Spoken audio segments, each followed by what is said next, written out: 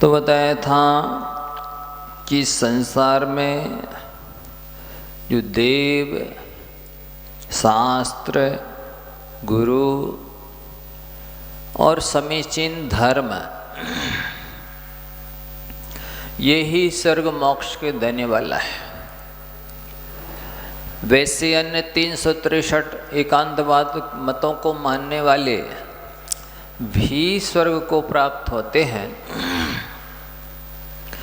पर वे ज़्यादा से ज़्यादा 12वें स्वर्ग तक जाते हैं और उनमें भी घटिया देवों में, सेवक देवों में, सेवा करने वाले देवों में जन्म लेते हैं। जो पदवीधारी श्रेष्ठ देव हैं, रिद्धिधारी देव हैं, इंद्र, प्रतीन्द्र आदि के पदों को प्राप्त होने वाले देव हैं, उनको तो वीतराग देव शास्त्र को मानने वाले ही प्राप्त होते हैं। आत्मा में शांति उत्पन्न करने वाले यदि हैं, शाश्वत शांति, त्रैकालिक शांति, जो अद्भुत शांति है, उसको भी यदि जीव प्राप्त होते हैं तो वीतराग देवशास्त्र गुरु की सेवा, भक्ति, श्रद्धा करने से ही प्राप्त होते हैं। पर जो मनुष्य अपने मिथ्याभिमान से ऐसे भगवान जिनेंद्र को और जिनेंद्र देवते कई वे श्रेष्ठ धर्म को, आत्मज्ञान प्रकट कराने वाले जिन प्रणीत शास्त्रों को और उनकी आज्ञानुसार चलने वाले वीतराग निर्ग्रंथ गुरुओं की वंदना नहीं करते, नमस्कार नहीं करते हैं, उनकी सेवा भक्ति नहीं करते हैं, वे मनुष्य मर करके वृक्ष की प्राय को, एक इंद्रिय प्राय को प्राप्त होते हैं। इसलिए बंधुओं, ये हमेशा ध्यान रखना चाहिए कि जिन वीतराग देव शास्त्र गुरुओं के माध्यम से संसार का अंत होता है, उन वीतराग देव शास्त्र गुरुओं की उपेक्षा ना हो पाए, अवहेलना, तिरस्कार ना हो पाए, निंदा ना हो, ये हमेशा ध्यान रखो। जिसे आप अवगुण समझते हैं, यदि उसी को स्वभाव मानने लग जाएं, तो निंदा करना छूट सकती है। यदि आपको निंदा से बचना है तो आप उसे स्वभाव मानने लग जाइए। जैसे आपने अग्नि का उष्णता स्वभाव मान लिया, तो अब अग्नि की आप निंदा नहीं करते। करता कोई अग्नि की निंदा?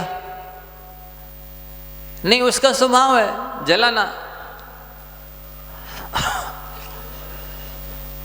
बल्कि उससे आप लाभ ले लेते हैं स्वभाव मान करके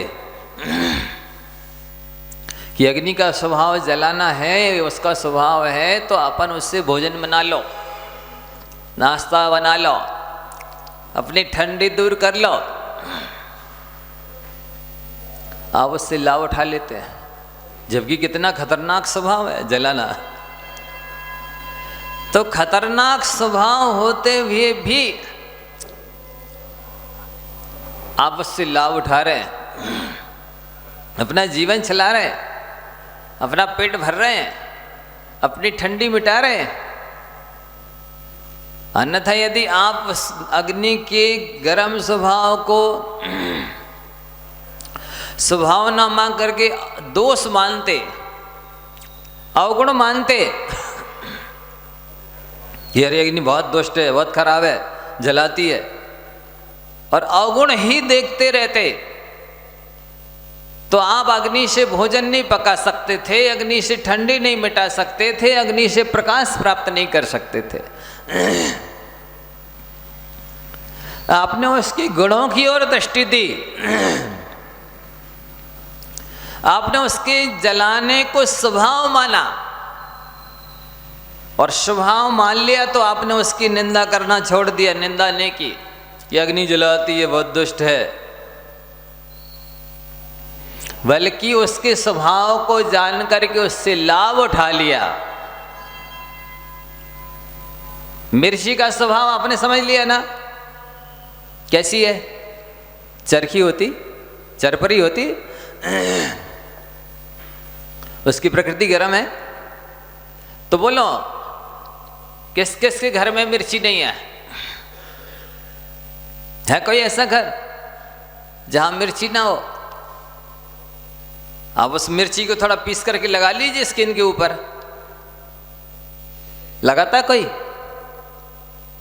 बोलो, जला हो जहां, कटा हो वहां मिर्ची भुरकते हो, डालते हो? क्या करते, किस में डालते हो? घाव में डालते, जलन में डालते, कि दाल सब्जी इत्यादि में डालते? मतलब उस मिर्ची का स्वभाव, आपने मिर्ची का जो झरकापन है, चरपरापन है, उसको दोष नहीं माना, उसकी आपने निंदा नहीं की, बल्कि उस मिर्ची से आपने लाभ उठा लिया। उसके जले में ना लगा करके मिर्ची को, घाव में ना भुरक करके, उसको दाल सब्जी में डाल करके उससे अपना स्वास्थ्य और स्वाद बना लिया। पर मिर्ची के स्वभाव को यदि आप नहीं समझते और मान लो 100 ग्राम दाल में 100 ग्राम मिर्ची डाल देते, तब क्या होता? आपने उसके स्वभाव को समझा कि ये किस नेचर वाली है मिर्ची, तो उस माफिक आपने दाल सब्जी में डाला,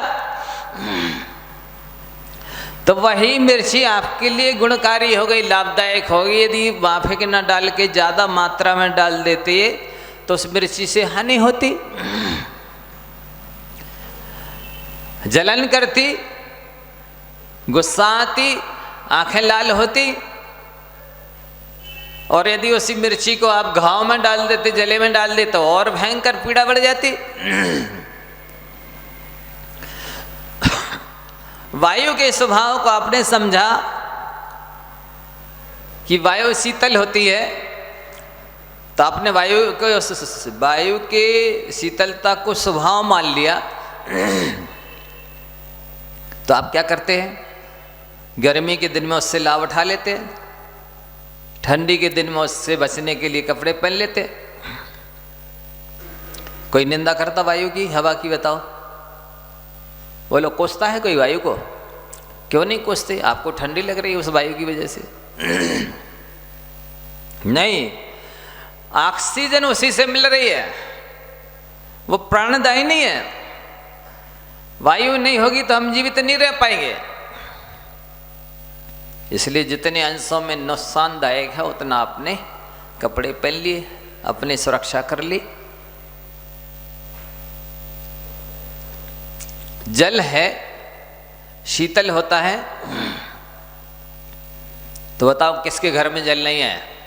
ठंडी के दिन है और जल का स्वभाव शीतल है, छोड़ दो, घर से निकाल दो बाहर।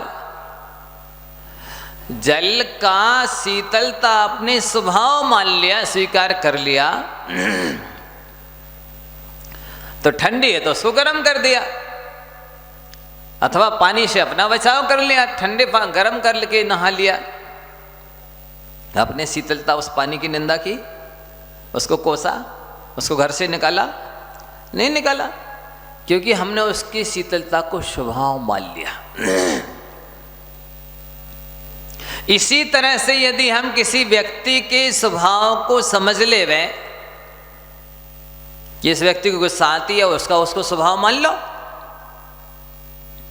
फिर ऐसे काम मत करोगे जिसको उससे गुस्सा आए, और बाकी जो उसमें गुण हैं उसका आप लाभ उठा लो, उससे काम निकाल लो। जैसे आपने अग्नि के उष्णता को उसका स्वभाव मान लिया, और स्वभाव मान करके आपने निंदा नहीं की, कोसा नहीं, उसको घर से नहीं निकाला, बाकी उसमें जो गुण हैं भोजन पकाने का, ठंडी मिटाने का, प्रकाश देने का, वो उसका लाभ आपने उठा लिया। बात समझ में आ रही है? तो इसी तरह से आप मनुष्यों के या पशुओं के देख लो, इस पशु के सींग लगे हैं तो आपने उसके सींग काटे, सींग तोड़े कि अपने आप का बचाव कर लिया कि नहीं, थोड़े दूर से चलो इसके सींग है मार ना दे। गाय में सींग है, उसके सींगों को देखकर किसी ने गाय का त्याग किया कि सावधानी बरत करके उसके दूध का उपयोग किया? बोलो, सावधानी बरती ना कि इसके सींग हैं, ये सींग ना मार दे, ये लात ना मार दे, ऐसी सावधानी रख करके उसको अपने घर में बांधा, खिलाया पिलाया और उससे दूध निकाल करके सारे आइटम, घी दूध दही मही मिठाई रसगुल्ला जलेबी क्या क्या आप बनाते उपयोग करते रहते, लाभ उठाते रहते। जबकि आपको तो सींग वाली गाय से दूर रहना चाहिए था, लेकिन आप दूर नहीं रहे थे, सावधान रहे। घोड़ा है, लात मार दे तो हाथ पर टूट जाए, जहां जिसको लात लग जाए, बिना लगाम के बैठ जाइए घोड़े पर, फिर देख लीजिए। तो ऐसा समझ करके कि बिना लगाम के घोड़े पर हम बैठेंगे तो ये किसी भी गड्ढे में पटक देगा, हमारी यात्रा सकुशल नहीं होगी पूरी,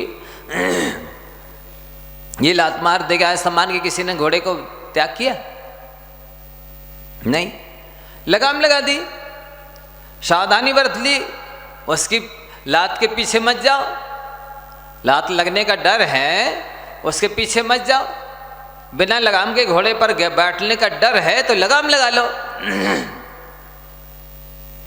तो जैसे आपने घोड़े से कोई लगाम लगा करके और उसकी पिछाड़ी से बच करके और घोड़े से अपना काम निकाल लेते हैं, सवारी वजन लाद करके ले जाते हैं अपने स्थान पर।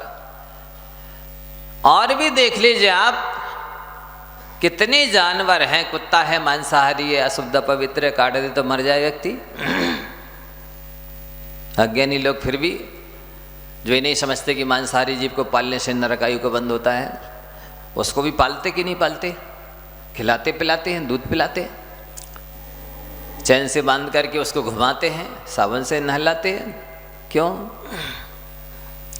जो अपवित्र है, मांसाहारी है, जिसके काट देने से मरण तक हो जाता है, उस कुत्ते को क्यों पाल रहे? उस सावधानी से बच जाते हैं, उसको प्रेम दे देते तो फिर काटता नहीं है, खिलाते पिलाते हैं तो फिर वो काटता नहीं है, और जब आपकी जान और माल की रक्षा करता है। तो आपने कुत्ते के काटने को स्वभाव मान लिया, नेचर समझ लिया कि ये कब काटता है और किस स्थिति में इससे लाभ उठाया जा सकता है। तो आप जानवर से जब लाभ उठा लेते हैं, उस मांसाहारी अशुद्ध कुत्ते से, क्या मनुष्य के नेचर को समझ करके उससे लाभ नहीं उठा सकते? कि ये आलसी है, कि ये कंजूस है, कि ये मानी है, कि ये क्रोधी है, बस उसके नेचर के विरुद्ध काम मत करो, बल्कि उससे सावधान रहो कि इसको ये क्रोध ना भड़क जाए, इसका अहंकार ना भड़क जाए, इसके अहंकार में चोट ना लग जाए। बल्कि इससे विरुद्ध और कौन सा इससे लाभ उठाया जा सकता है, जो उसमें अवगुण है उसको छोड़ दीजिए, बाकी का तो उससे लाभ उठा लीजिए। बाकी के गुणों की ओर ध्यान रख करके और उसके अवगुणों को उसका स्वभाव मान लीजिए। आपने अग्नि के जैसे नेचर, उष्णता को उसका स्वभाव मान लिया, जल की शीतलता को उसका स्वभाव मान लिया, वायु के उसके बहने का जो स्वभाव है, ठंडक पैदा देने का स्वभाव, उसको स्वभाव मान लिया और उससे सावधानी बरतते हुए उससे भी आपने लाभ उठा लिया। इसी तरह से उस व्यक्ति है, संसारी प्राणी कोई भी है, उसके अवगुणों को उसका स्वभाव मान लीजिए और उसको उससे सावधान रह करके, जैसे घोड़े की लत्ती से सावधान रह करके उससे लाभ उठा लेते हैं, वैसे ही उसके अवगुण से सावधान रह करके बाकी का उससे लाभ उठा लीजिए। और उसको स्वभाव मानेंगे तो निंदा छूट जाएगी, घृणा ईर्ष्या नफरत द्वेष बैर विरोध छूट जाएगा, बदला लेने के भाव नहीं आएगा, और उससे दूर होने के लिए अनिष्ट संयोग नाम का अर्थ ध्यान नहीं होगा। क्या ये समझदारी हम नहीं कर सकते हैं? ये समझदारी हम रख सकते हैं। और जैसे पंखा गिर जाए मान लो किसी के ऊपर और उसको लग जाए, दर्द हो जाए, हाथ पैर टूट जाए, वो पंखे से पैर बांधेगा? पंखे से बदला लेगा? क्यों? क्या कहेगा? मेरे पाप कर्म का उदय है। क्या कहेगा? पाप कर्म के उदय से पंखा गिर गया। ये तो नहीं कहता इस दुष्ट ने मेरा हाथ तोड़ दिया। बोलो, जब पंखा गिरा तो आपने कह दिया मेरे पाप कर्म के उदय से गिर गया। और मान लो कोई व्यक्ति गिर पड़ता आपके ऊपर, तो आप कहते तुम हमारे इस हाथ पैर तोड़ना थे क्या? हमें जान लेना थी क्या? हमारे ऊपर क्यों गिरे? उस समय आप क्यों नहीं कहते कि मेरे पाप कर्मों का उदय से ये मेरे ऊपर गिरा? ऐसा भेदभाव क्यों पक्षपात करते हैं कि जब कोई अचेतन से कष्ट हो जाता तो कहते कि पाप कर्म का उदय है, और चेतन से जब कष्ट पहुंच जाता तो कहते इसने मेरा बुरा किया, इसने मेरा अपमान किया, इसने मुझे सम्मान नहीं दिया, मेरा नाम नहीं लिया, मुझे आदर नहीं दिया, मेरा सहयोग नहीं किया। यदि आप सत्य प्रिय हैं, न्याय प्रिय हैं, तो आपको उस समय भी यही बोलना चाहिए। जिस समय कोई अपमान करता है, सहयोग नहीं देता है, कष्ट देता है, तो यही कहना चाहिए मेरे पाप कर्म का उदय है। क्यों कहना चाहिए? जब वो कष्ट दे रहा तो वो तभी कष्ट दे रहा है जब आपके पाप कर्म का उदय है। यदि आपके पाप कर्म का उदय नहीं होता तो वो कष्ट दे ही नहीं सकता था। कैसे जाना? ऐसे जाना कि दूसरे को क्यों नहीं कष्ट दे रहा है, आपको ही क्यों दे रहा है, कि दूसरे के पाप का उदय नहीं, आपकी पाप का उदय है, इसलिए आपको कष्ट दे रहा है। संसार में जितनी भी चीजें हैं, संसार में जितने व्यक्ति हैं, वे ही व्यक्ति पाप कर्म के उदय में दुख देने वाले बन जाते हैं, अपमान करने वाले बन जाते हैं, प्रतिकूल हो जाते हैं, असहयोग करते हैं। और पुण्य कर्म के उदय वे ही व्यक्ति और वस्तुएं इस जीव को सुख देने वाली बन जाती है, सहयोग करने वाली बन जाती है, अनुकूल परिणमन करने लगती है। ये सिद्धांत आपको याद रखना चाहिए, इसका श्रद्धान करना चाहिए। और ऐसा मान करके यदि हरदम ये ध्यान रखें कि मेरे कर्म का उदय है, तो दूसरे से द्वेष नहीं होगा, वैर नहीं होगा, बदला लेने का भाव नहीं आएगा, घृणा ईर्ष्या नफरत द्वेष नहीं होगा, साथ ही आप निंदा नहीं करेंगे, और अनिष्ट संयोग नाम का अर्थ ध्यान नहीं होगा। ये कब बिछड़े, कब मरे, इससे कब छुटकारा मिले, नहीं। जैसे अभी दृष्टांत दिया कि आप अग्नि के बारे में अनिष्ट संयोग नाम का ध्यान नहीं करते कि अग्नि जलाती है, ये बहुत गर्म होती है, ये उष्ण होती है, कितनी दुष्ट है, जहाँ रखो उस स्थान को भी जलाती है, उसमें जो कुछ डालो उसको भी जलाती है। आपने अनिष्ट संयोग नाम का अर्थ ध्यान नहीं किया, आपने उसकी निंदा नहीं की, उसका स्वभाव मान लिया, स्वभाव जान लिया कि ये क्या क्या करती है, तो जो लाभ उससे ले सकते हैं, प्रकाश लेना है, ठंडी मिटाना है, भोजन पकाना है, इत्यादि क्या क्या कर सकते हैं, उससे आप लाभ उठा लेते हैं। जो भी चार्ज किया जा सकता है वो सबको आप लाभ उठा लेते हैं, और जिससे हानि होती है उससे आप सावधान रह जाते हैं, अपने आप की सुरक्षा कर लेते हैं। तो जैसे इन पदार्थों का नेचर जाना, पृथ्वी का, जल का, अग्नि का, वायु का, वनस्पति का, जानवरों का, कि शाकाहारी हैं कि मांसाहारी हैं, ये सींग वाले हैं कि ये लात मारते हैं कि ये काटते हैं, ये नाखून मारते हैं, अपनी सावधानी रख करके उनसे लाभ उठा लेते। इसी प्रकार से आपको मनुष्यों का नेचर भी पहचानना चाहिए, और उन मनुष्यों का स्वभाव जान करके उस स्वभाव की से सावधानी रखते हुए बाकी के लाभ उठा लेने चाहिए। तो उससे फिर अनिष्ट संयोग का नाम का अर्थ ध्यान भी नहीं होगा, घृणा ईर्ष्या द्वेष नफरत बैर विरोध और निंदा से भी बच जाएंगे। और हमेशा हमेशा जो दूसरों को दोषारोपण करने की आदत है, आपने ऐसा कर दिया, आपने ऐसा सहयोग नहीं दिया, आपने ऐसा नहीं कहा, आप ये नहीं लाए, ये जो आदत है वो छूट जाएगी, क्योंकि जब आप अपने ध्यान रखने लगेंगे मेरे कर्म का उदय है। वस्तुतः वास्तविकता यही है, पुण्य के उदय में तो बिना मांगी चीज मिलती है, ठुकराने पर भी वो पास में आती है, भक्ति नहीं दूर नहीं होती है। अब देखो तीर्थंकर परमात्मा समोषण की 4 अंगुल ऊपर चलते हैं, लेकिन इसके बाद भी ऐसे निधत्ति निकाचित पुण्य कर्म का उदय है कि वो पुण्य पीछे छोड़ता ही नहीं। समोषण फिर भी पीछे पीछे नीचे नीचे चल रहा है। सारी जनता मुनि आर्य श्रावक श्राविका सब साथ साथ चल रहे। उन्होंने नहीं कहा मेरे साथ चलो, मेरे अनुशासन में रहो, मेरे अंडर में रहो, लेकिन फिर भी चल रहे, क्योंकि यह सब पुण्य है, वो भोगना ही पड़ेगा। जैसे निधत्ति निकाचित पाप कर्म का उदय होता है ना, वैसे ही पुण्य भी होता है। दोनों की अपनी अपनी ताकत है। पुण्य की भी ताकत है कि वो अपना फल दे के ही रहता, आप कहीं भी रहिए,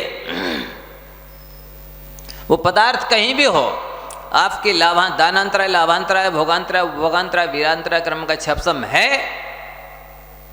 तो वो आपके पास जरूर आएगा। आपको वो लाभ पहुंचाए बिना रहेगा नहीं, क्योंकि आपने इस तरह का पुण्य बांधा है। और यदि पाप बांधा है तो आप कहीं भी रहिए,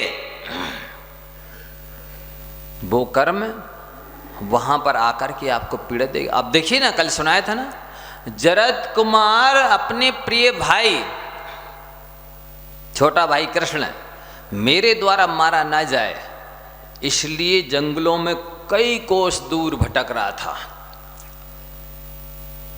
कई कोस किलोमीटर दूर। कृष्ण जी के पाप कर्म का उदय था, वे वहीं पहुंच गए जहां जिस जंगल में वो भटकता था, शिकार करता था, वहीं ये पहुंच गए। कौन ले गया वहां? कृष्ण जी का कर्म ले गया। इतनी दूरी थी, उसने कर्म ने मिला दिया, दूरी समाप्त कर दी, और उसी के बड़े भाई के द्वारा छोटे भाई की मौत हुई। लाखों करोड़ों किलोमीटर दूर रहने वाली वस्तु और व्यक्ति पाप कर्म के उदय से भी पास में आके अपना फल देता है, और पुण्य कर्म के उदय से आकर के भी अपना सुख रूप आनंद रूप फल देता है। इन दोनों की सामर्थ्य को समझिए और पुण्य का संचय कीजिए और पाप से बचिए। आप दूसरों पर दोषारोपण मत कीजिए। जो कुछ भी हो रहा है वो आपके ही पाप पुण्य के उदय से हो रहा है। यदि कोई भी चीज़ सुख देने वाली बन रही है, लाभ दे रही है, तो आपकी पुण्य कर्म के उदय से। कोई भी व्यक्ति या वस्तु दुखदायी बन रहा है, हानि पहुंचा रहा है, तो आपके पाप कर्म के उदय से। जैसे आपके जीवन में कई बार अचेतन चीज़ों से आपको कष्ट पहुंचा होगा। कई बार आप अग्नि से जल गए होंगे, कई बार आपको ठंडी लग गई होगी, कई बार आपको मतलब ये पानी के द्वारा कष्ट पहुंच गया होगा। लेकिन आपने कभी भी अग्नि से वैर नहीं बांधा, कभी भी वायु से वैर नहीं बांधा, कभी भी जल से वैर नहीं बांधा, कभी भी बदला लेने के भाव नहीं आया। क्यों? मेरे पाप कर्म को, मेरी गलती, मेरा प्रमाद, मेरी असावधानी, मेरे पास व्यवस्था नहीं थी इसलिए मैं अग्नि से जल गया, पानी से भीग गया, छाता नहीं था इसलिए भीग गया। अपने पानी को दोष दुआ कि ये पानी ने मुझे गीला कर दिया। क्या बोलते हो? आज मेरे पास छाता नहीं था इसलिए मैं भीग गया, रेनकोट नहीं था इसलिए मैं भीग गया, आज मैंने छत पर सामान सुखाने के लिए डाला था, दाल चावल कोई पापड़ बरी इत्यादि, पर हम उठा नहीं पाए इसलिए भीग गए। क्या बोलते? ऐसे नहीं कहते पानी ने भिगो दिया, मेरे पापड़ खराब कर दिए, मेरी वरी खराब कर दी, मेरे कपड़े गीले कर दिए, कितनी मेहनत से मैंने धोए थे, सुखाए थे। ये कहते हो कि मैंने उठा नहीं पाए। क्या बोलते? हमें ध्यान नहीं रहा, हम उठा नहीं पाए इसलिए कपड़े भीग गए, हम उठा नहीं पाए इसलिए बरी पापड़ भीग गए, हम छाता नहीं ले गए इसलिए भीग गए। ऐसा क्यों कहते हो? आपको तो यही कहना चाहिए ना कि पानी ने मेरे कपड़े खराब कर दिए, मुझे भिगो दिया, मेरी बरी पापड़ खराब कर दिए, मेरी फसल खराब कर दी। क्या कहते हो? इस वर्ष पाप कर्म के उदय से पानी ज़्यादा बरसा, या फिर कहते पाप कर्म के उदय से पानी बरसा ही नहीं। ऐसे कहते ना, ये तो नहीं कहते कि पानी ने बहुत दुष्टता की इस बार, बहुत ज्यादा वर्षा, पानी ने मेरे साथ बहुत अन्याय की इस बार, बिल्कुल नहीं वर्षा। कहते हो? बोलो, क्यों नहीं कहते? वहां क्यों कर्म को लाते हो? अपनी गलती स्वीकार करते हो कि मेरे पाप कर्म का था, उदय था, मेरी असावधानी थी, मैं भूल गया, मैंने गलती कर दी, मैं पानी में कूद गया इसलिए बह गया। कोई ये कहता है पानी बहा ले गया उसको, पानी ने उसको डुबा दिया? बोलता है कोई? वो पानी में कूद गया, वो पानी में डूब गया, वो पानी में बह गया, उस व्यक्ति को दोष देते हो ना, पानी को तो नहीं देते ना। ठीक इसी प्रकार से राग द्वेष से बचना है, कर्मबंध से बचना है, संसार की वृद्धि होने से बचाना है, तो अपने आप की गलती स्वीकार करो, अपने आप को दोषारोपण करो, अपने पाप पुण्य का उदय समझो, इससे बहुत लाभ होंगे। आप जब कर्म का ही सारा दारोमदार समझेंगे, कर्म का प्रभाव समझेंगे, तो फिर पाप कर्म से डरेंगे, पुण्य कर्म को बांधेंगे और दूसरे को दोषारोपण देने से बचेंगे। दूसरे से घृणा, ईर्ष्या, नफरत, द्वेष, बैर, विरोध, बदला लेने की भावना इत्यादि जो निगेटिव विचारधारा है, बरात है, वो सबकी विदा हो जाएगी। लेकिन हम ऐसा नहीं मानते हैं, हम ऐसा राग द्वेष की वजह से पक्षपात करते हैं कि जब अचेतन से नुकसान हो जाए, पृथ्वी जल अग्नि वायु से नुकसान हो जाए, जानवर को जैसे नुकसान पहुंच जाए, तो कहते हैं हमारे पाप कर्म का उदय था, हमारी असावधानी थी, हमारा प्रमाद था, हम भूल गए, हमने ध्यान नहीं रखा कि यहाँ पर गाय खड़ी है, हम उससे बचकर चलना चाहिए, यहाँ घोड़ा खड़ा है, यहाँ उससे बच के चलना चाहिए, यहाँ पर अग्नि जल रही है, हमें उससे बचकर चलना चाहिए, हमने ध्यान नहीं दिया, हम देख कर नहीं चला रहे थे इसलिए हमें कांटा लग गया। आपने वही कांटे को गाली दी कि वे मेरे पैर में चुभ गया, आँखी बहुत बदमाश है, उसने मेरे पैर में घुस करके बहुत कष्ट दिया, बोलते हो कांच लग गया, ये कांच बहुत दुष्ट है, हैं? यहाँ पर गड्ढा था, इस गड्ढे की बहुत गलती है, रास्ते में गड्ढा नहीं होना चाहिए था, ऐसा बोलते हो? क्या बोलते? मैं देख के नहीं चल रहा था, मैं 4 हाथ जमीन देख के नहीं चल रहा था, मैं सावधानी नहीं रख रहा था, इसलिए मेरे साथ ऐसी घटना घट गई। लेकिन जब भी कोई मनुष्य निमित्त बनता है और तुरंत कहने लग जाते हैं उसने एक्सीडेंट कर दिया, मुझे गाड़ी मार दी, उसने मुझे धक्का मार दिया, उसने मुझे पटक दिया, उसने मुझे बहुत पीड़ा दी, उसने मेरा सहयोग नहीं किया, उसने मेरा आदर नहीं किया, उसने मुझे बुलाया नहीं, उसने मेरी बात नहीं मानी, ये अज्ञानता है। ये समीचीन पुण्य पाप का विश्वास नहीं होने की वजह से ऐसा होता है बंधुओं। इसलिए आपको बताया कि आप नेचर को समझें और किसी भी व्यक्ति की जो गलती है, दोष है, उसको उसका स्वभाव मान लें। स्वभाव मान लेने से कि इसका क्रोध करना स्वभाव है, अब आप उसको निंदा नहीं करेंगे, उस पर दोषारोपण नहीं करेंगे, बस क्रोध रूपी स्वभाव से बच करके ऐसा व्यवहार करेंगे जिससे उसको गुस्सा ना आ जाए, और बाकी उसमें क्या क्या योग्यता है उस योग्यता का लाभ उठा लेंगे। उसके पास क्या क्या क्षमता है, क्या पर्सनालिटी का विशिष्टता है, उसका आप लाभ उठा लेंगे। और यदि उस क्रोध को उसका स्वभाव नहीं मानेंगे तो हमेशा ये बहुत क्रोधी, दूर रहने से क्या बोलेंगे आप, ये बहुत क्रोधी है, दूर रहने से। अब बताओ, आपने उसके क्रोध को यदि स्वभाव मान लिया होता तो, जैसे अग्नि का स्वभाव आपने उष्णता को माना तो स्वभाव मान लिया, तो आप अग्नि की निंदा नहीं करते, अग्नि से अनिष्ट संयोग नाम का ध्यान नहीं करते, घर से नहीं निकालते, बल्कि बस ये जलाती है इसलिए इससे प्रकाश ले लो, ठंडी मिटा लो, भोजन बना लो, बाकी जलाए ना इसलिए सुरक्षा रख लो। इसी तरह व्यक्ति का इसका क्रोधी स्वभाव है, बस इसको क्रोध ना आए ऐसे काम ना करना, बाकी इससे बाकी के लाभ उठा लो। तो घृणा, ईर्ष्या, नफरत, द्वेष, बैर विरोध मिट जाएगा, निंदा करना छूट जाएगा, अनिष्ट सहयोग नाम का आर ध्यान मिट जाएगा। और सबसे बड़ी हानि जो उससे लाभ हम ले सकते हैं वो उससे वंचित रह गए थे, तो वो लाभ भी उठाते रहेंगे। नहीं कर सकते ऐसा, हो सकता है ना? तो आज से ये आप नेचर अपना लो।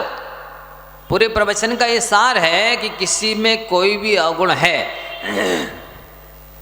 किसी में गुस्सा करने का अवगुण होता है, किसी में मान कषाय ज़्यादा होती है, किसी में मायाचारी ज़्यादा होती है, किसी में लोभ कषाय ज़्यादा होती है, और उस एक अवगुण की वजह से अपन लोग उससे नफरत करते हैं, द्वेष करते हैं, निंदा करते हैं, बैर विरोध करते हैं, बदले की भावना रखते हैं, अनिष्ट सहयोग नाम का अर्थ ध्यान करते हैं, और उससे जो लाभ है उससे वंचित रह जाते हैं। तो उसका स्वभाव मान लें कि ये अवगुण नहीं है, ये उसका स्वभाव है। बस अवसर देख करके उसकी जानकारी उसे दे सकते हैं। यदि संभालने और सुधरने लायक नेचर है तो आपको उसकी गलती प्रेम से कभी बता दीजिए, अच्छे मूड में जब वो होवे, और सुधरने संभालने लायक ना होवे तो वो उसका अवगुण उसके पास रहने दीजिए। जैसे गधे का अवगुण लात मारना है तो उसका अवगुण उसके पास छुड़ाते हैं आप लोग। ए गधे, घोड़ा, लात मारना छोड़, तब तेरे से हम लाभ लाएंगे, अपने पास रखेंगे, अन्यथा नहीं।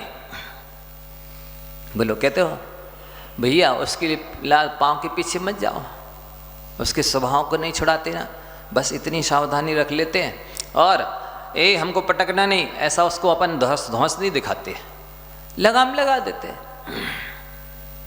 करते ना, लाभ ले लेते ना, उठा लेते ना। घोड़ा हो, कुत्ता हो, गाय हो, सिंह है, लेकिन फिर भी उसे उसका स्वभाव मान करके, उतनी सावधानी रख करके बाकी का लाभ उठा लेते हैं।